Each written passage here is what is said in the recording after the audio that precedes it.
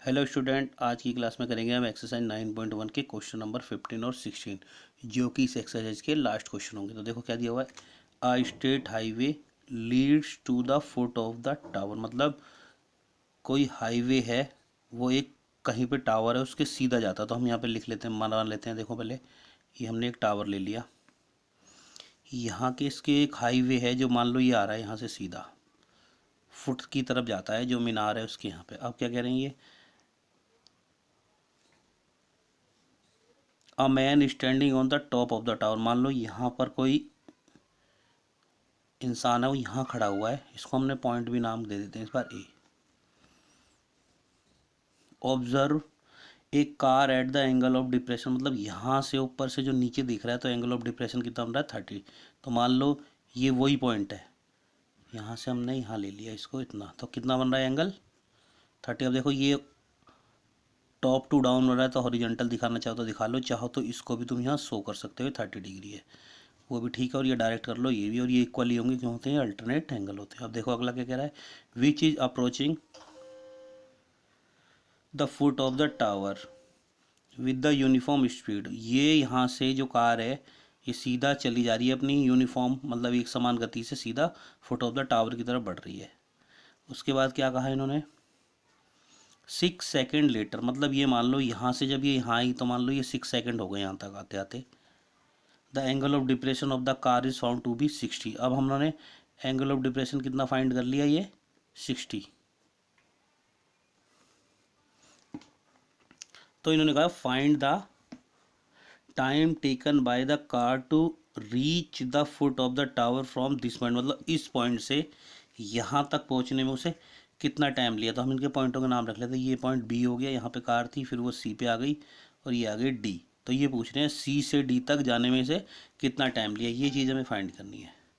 तो अब हमें पहले क्या क्या दिया इसमें क्वेश्चन में, दोनों एंगल दिए थे, थीटा वो हमने लिख लिए, और यहाँ पे हमें फाइंड करना है इसका सेकंड का टाइम दिया हुआ है। तो अब की बार इन क्वेश्चन में हम क्या करेंगे, एक्स वाई कुछ भी पुट नहीं करेंगे, डायरेक्ट करेंगे इनको, ताकि इस तरीके से क्वेश्चन करने भी आ जाए। तो देखो हम इसको करते हैं क्वेश्चन को। देखो यहाँ लिखो, in right triangle A D C, हम वही लेंगे पी अपॉन में बी, वो क्या होगा हमारा टेन थीटा। तो ये क्या होगा, पी की जगह हम क्या लिख सकते हैं, ए डी अपॉन में बी सी डी, और इक्वल टू कितना आ जाएगा, टेन थीटा। अब देखो ये तो हमने वही माने, तो इनको हम कुछ का चेंज ही नहीं करना आपकी बार। तो टेन थीटा की जगह कितना आ जाएगा 60, और टेन 60 की वैल्यू होती है √3। तो यहाँ बस हमने खाली √3 ही पुट करना, और कुछ पुट करने की ज़रूरत नहीं है। क्रॉस मल्टीप्लिकेशन कर दो, तो हमें फाइनली क्या मिल जाएगा, यहाँ ये को ए डी यहाँ आ जाएगा, इक्वल टू मिल जाएगा √3 CD। अब हमारे को ए डी ही फाइंड करना है, तो ए डी तो आया हुआ है हमारा, तो ये चीज़ हमने इसको लिख ली, और इसको चाहो तो इक्वेशन नंबर 1 भी मान सकते हो। ये हो गया हमारा एक ट्रायंगल। अब हम लेते हैं इसमें दूसरा ट्रायंगल। अब दूसरे ट्रायंगल को क्या लेंगे हम, ए बी डी। तो यहाँ लिखो, in right triangle A B D. तो ए बी डी जब हम लेंगे तो क्या लिखेंगे, वही ए डी अपॉन में B D equal to tan theta. A D रहेगा ए डी, बी डी रहेगा बी डी, टेन का टेन, थीटा की जगह कितना लिख देंगे हम, 30 डिग्री। अब टेन 30 डिग्री की वैल्यू होती है 1 अपॉन में √3। यहाँ भर दो इसको भी,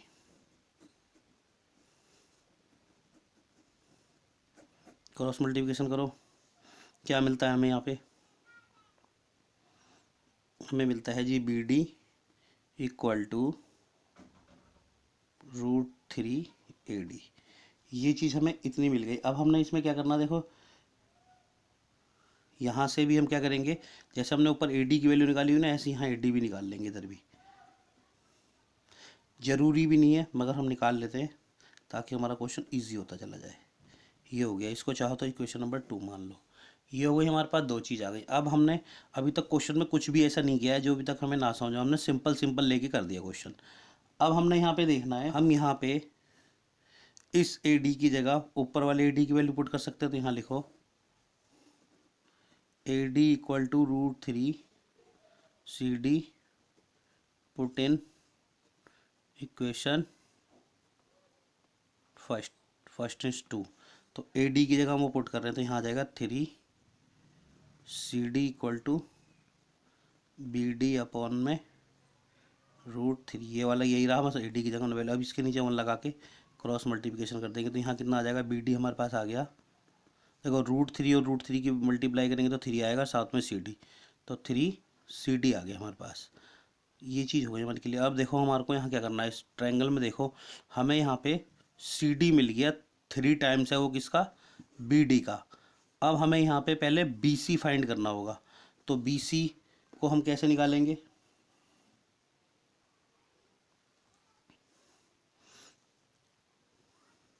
अब देखो ये आ गया। अब हम क्या करते हैं, बी डी। अब हम बी डी को कैसे लिख सकते हैं, देखो B C plus C D को अगर हम प्लस कर दें, मतलब इसको और इसको अगर हम प्लस कर दें तो हमें ये पूरा मिल जाएगा ना। तो यहाँ बी डी की जगह हम लिख रहे हैं B C plus C D equal to 3 C D.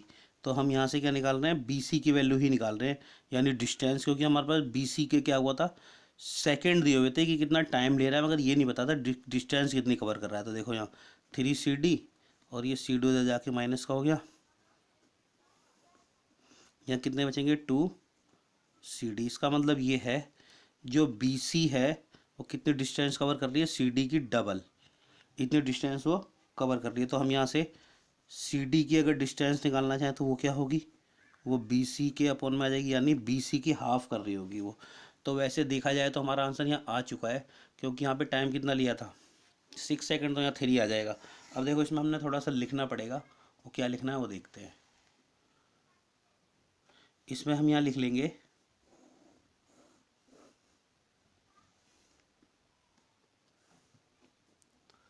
Time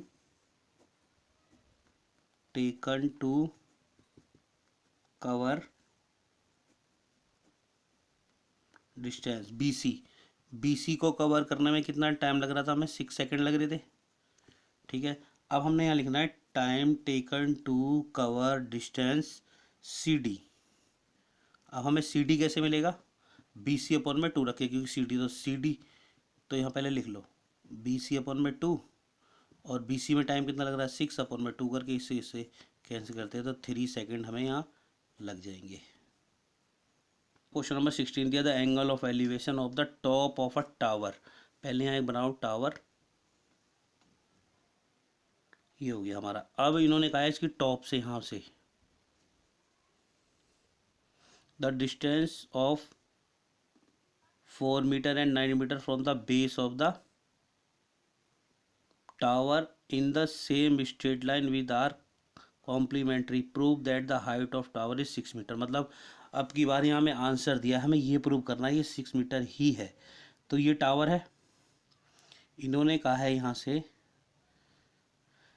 elevation, तो हमारे एंगल ऑफ एलिवेशन बनेंगे, तो हमें पता लगेगा डाउन टू टॉप बनेंगे। अब यहाँ देखना distance of the 4 metre and the 9 metre from the base, मतलब यहाँ से अगर हम इतना आए, मान लो ये यहाँ तक हमारी कितनी हो गई 4 मीटर, फिर उसके बाद हम थोड़ा और बढ़ेंगे यहाँ, तो ये कितनी हो जाएगी, मतलब यहाँ तक ये कंप्लीट हो जाएगी हमारी इतनी 9, इस तरीके से हो जाएगी।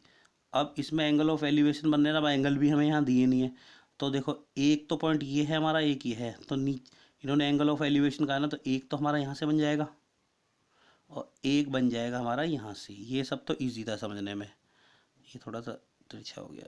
चलो अब हमने ये देखना है कि ये एंगल कितने माने, क्योंकि इन्होंने यहाँ दिया हुआ कॉम्प्लीमेंट्री।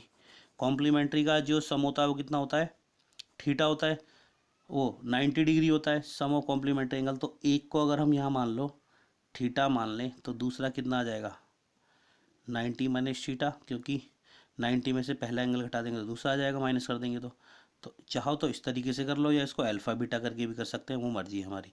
तो यहाँ पे अब हम इनके नाम रख लेते हैं, ये हो गया ए, ये हो गया बी, ये हो गया सी और ये हो गया डी। तो यहाँ पे हमारे को एच तो 6 ही लानी है, तो यहाँ पे हम इसको हम एच ले लेते हैं, बाकी ये चीज़ और ये कंप्लीट तो हमें यहाँ दी हुई है, तो यहाँ बस हमने लिख लेना है let height of tower, tower क्या हमारा एडी है, इसको हमने क्या मान लिया, एच मान लिया यहाँ पे। और हमारे पास सी डी कितना गिवन है, 4 मीटर। और बी डी कितना गिवन है हमारे पास, 9 मीटर। अब हम पहले ये वाला ट्रायंगल ले सकते हैं, चाहे इसमें आप कोई सा भी ले लो, कोई फ़र्क नहीं, चाहे तो हम जो अभी तक लेते आए वैसे लेते हैं, ये वाला ले लेते हैं पहले। तो यहाँ लिखो in right triangle A C D.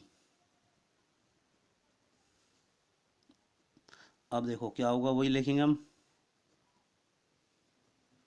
P upon में बी क्या हो जाएगा 10, चाहे तो उल्टा भी ले सकते हैं बी अपॉन में, तो हमने लिख दिया ए बी डी अपॉन में सी डी इक्वल टू 10 थीटा। अब देखो ए डी की जगह हम एच पुट कर सकते हैं, यहाँ सी डी कितना हमारे पास 4 है, 10 का 10 अब की थीटा कितना दिया हुआ है हमें 90 माइनस थीटा दिया हुआ है। अब हम इसमें क्या कर सकते हैं, और इसको हम देखो हमारे पे एक फार्मूला था ना 10 90 माइनस थीटा क्या होता है, वो कॉट थीटा होता है। ये हमने चैप्टर 8 में पढ़ा था, तो यहाँ लिख दो एच अपॉन में 4 कॉट थीटा। बस इसको इतना ही कर सकते हैं, इतना होगा, इसको इक्वेशन नंबर 1 दे दो। अब हमने दूसरा ट्रायंगल लेना ए बी डी, यहाँ लिखो in right triangle A B D, वही लेंगे हम पी अपॉन में बी, पी क्या है हमारे पास ए डी, बी कितना है बी डी, tan थीटा। अब यहाँ देखो ए डी की जगह हम एच पुट करेंगे, बी डी हमें 9 दिया ही हुआ है, और tan थीटा तो थीटा ही रहेगा क्योंकि यहाँ थीटा कुछ है ही नहीं, तो इसको नंबर माना 2 इक्वेशन। यहाँ करते हैं हम फ्रॉम इक्वेशन 1 एंड 2। अब देखो क्या होगा इसमें, या डायरेक्ट लिख दो मल्टीप्लाई बाय इक्वेशन 1 एंड 2। तो देखो ये तो इसके साथ मल्टीप्लाई होगा कॉट, और इसके तो हम यहाँ लिखेंगे एच अपन में 4 मल्टीप्लाई एच अपन में 9 इक्वल टू कॉट थीटा और मल्टीप्लाई tan थीटा। यहाँ फ्रॉम रखो, कन्फ्यूजन हो जाए, सीधा लिख लो मल्टीप्लाई इक्वेशन 1 एंड 2।